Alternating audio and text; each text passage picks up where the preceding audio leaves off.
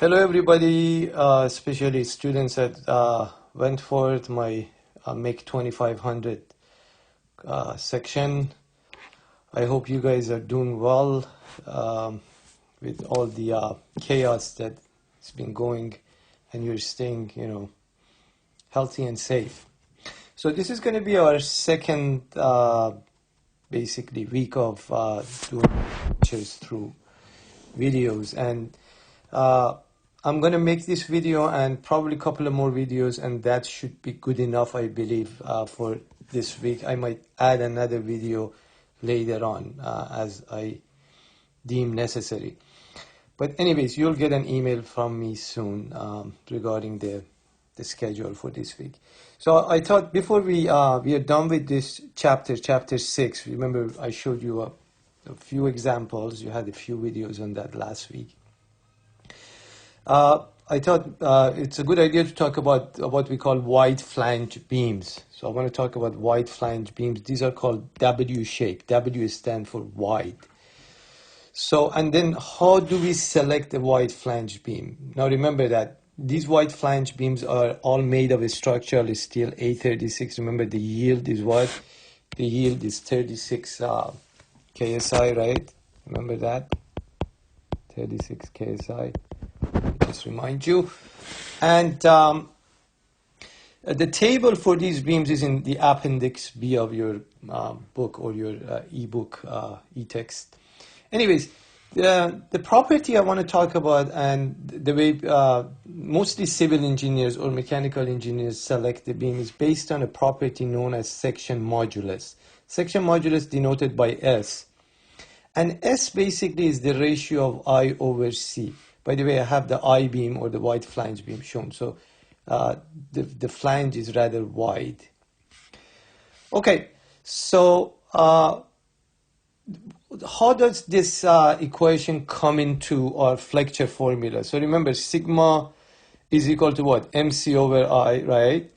If you write the denominator as I over C, that's exactly the same as C comes up, so it becomes MC over I. But you see, this ratio of I over C is section modulus.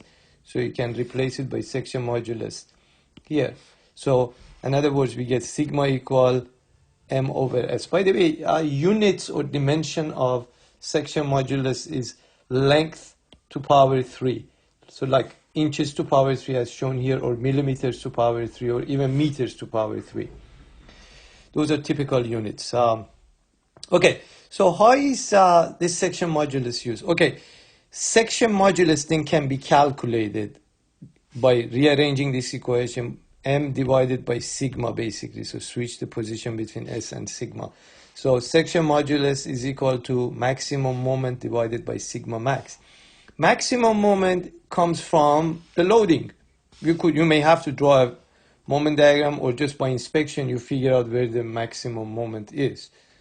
And I'm going to have an example in the next page for you. Sigma max is based on the material.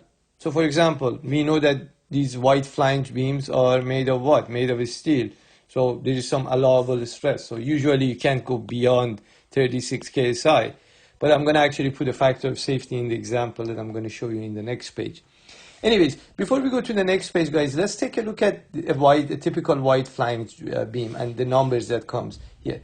So I have a table in the next page, guys, and remember all the charts and tables are in the appendix B, as I mentioned here. So look at this W24 by 104.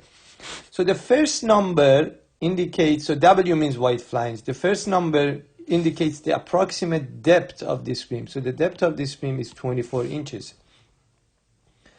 So from the top of the flange here to the bottom of the flange here, that's 24 inches. Now, in fact, it's a little bit more than 24. It's about 24.06 or something like that. The second number is the weight of this beam. Remember, these are made of steel. So if you have 1 foot of this beam, that becomes 104 pounds. That's 104 pounds. So 104 pounds per foot, kind of like a distributed load. Right? So if you have 2 feet of this beam, 2 times 104 would be 208 pounds. Okay? All right, so from the table, let me actually show you the table. We'll come back, and the example is here. We'll talk about that in a minute. Okay, I picked the W24 by 104 right here, guys. The top one, right? Look at that. You see, the approximate depth is 24.06. It gives you the area of it. It gives you the thickness of the web, the width of the flange, and so on. But two numbers that are important to us here are the moment of inertia with respect to x-axis and even maybe with respect to y-axis. So let's go back. The moment of inertia with respect to x-axis is 3,100 inches to the power 4. That's a very large moment of inertia. This is a very strong beam. It resists the bending a lot, okay? All right. I sub y, though, is much smaller. Remember I showed you that flexible beam in the class, and I showed you that if you take moment about x-axis, it's much tougher to bend it compared to what? The y-axis, right? So it's very tough to bend about x-axis than to y-axis. You can see that's like, what is it, about 13 times more difficult or something like that. Okay, let me just show you the section modulus. Let's see if section modulus from the table. Let's go back. Look at the section modulus with respect to x-axis. It's 258, right? I put it here. So let's see if that's actually true. Remember, section modulus is what? I over c. So this is section modulus with respect to x-axis. So that's I sub x over c. So that is 3,100 inches to the power 4 divided by what? C is what? C is half of the depth, right? So that's 12 inches. Guess what? That's very close, 258.33. And look at the unit, inch cube. So this is correct. Okay, so hopefully by now you've figured what section modulus is. And let me show you now in an example how we can determine or select a beam based on section modulus. Okay.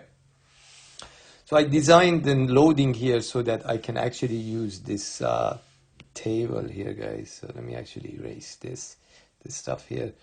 So look, we have a very simple beam, simple supported beam with a very large load, 37,500 pounds per foot distributed load, uniform load. 8 feet is the length of the beam, right? So the beam, obviously we want to select a white flange. White flange beams are made of structural steel. Let's use a factor of safety of 1.5. Based on a factor of safety of 1.5 and the loading that we have here, we want to select a suitable white flange beam. How do we do that? Based on the formula that you had a minute ago. Remember, S equal what? Maximum moment divided by what? Sigma max. So maximum moment is going to come from the moment diagram. So you guys remember that this is a very trivial shear bending moment diagram. You don't even have to draw the shear bending moment diagram. By inspection, you can say, okay, the maximum moment happens at the center of the beam. But anyways, just figure out the reactions because of symmetry. Basically, 37,500 times 8 divided by 2 will give you what? The reactions at each end. You know how the shear diagram is going to change linearly going through this center of the beam. And then if you calculate this area here, right, which is the same as this area, this is positive, this is negative, right? That area happens to be what? Half base times the height. Half of 4, that's 2 times 150,000 becomes 300,000. So that's your maximum moment. Here we are. But that's pound foot, guys. You gotta change it to pound inch. Multiply it by 12. That becomes 3,600,000 pound inch. Okay, let's take care of factor of safety here. Factor of safety is what? Failure stress over allowable stress. Failure stress is what? The yield, 36 KSI, right? 36 over 1.5. That's 24 KSI. That's 24,000 PSI, right? KSI, 1,000 PSI. Okay, go ahead. Use the equation. Maximum moment divided by sigma max. 3,600,000 divided by 24,000 comes out to be 150 inch cube. Of course, I wanted to make it that way. Now, let's go and select the beam from here. All right. How do you select the beam? You got to find a section modulus, a beam with a section modulus with respect to x-axis, this one, that is a little bit larger than 150. So clearly you could see it's right here, 154. And I was, don't pick 176, that's too much. Or 196, that's too much. 154 is the best, because the larger means the more money that you have to spend. Because it's more material, right? Heavier. All right, so the selected beam is W24 by 68, right here, which has a section modulus of 154 inches to power 3. So I hope that you now have a better understanding how specifically civil engineers. So civil engineers really have to know about this when they want to select the beam. So pretty soon I'm going to make another videos, guys, and video, and that's going to be related to the next chapter, which is chapter 7, and that's called transverse shear stress, and we'll talk about that shortly. So look for an email from me soon, and we'll try to schedule a virtual office hour, and I will answer all your questions. As always, thanks for watching and listening, and stay safe and healthy. Thanks.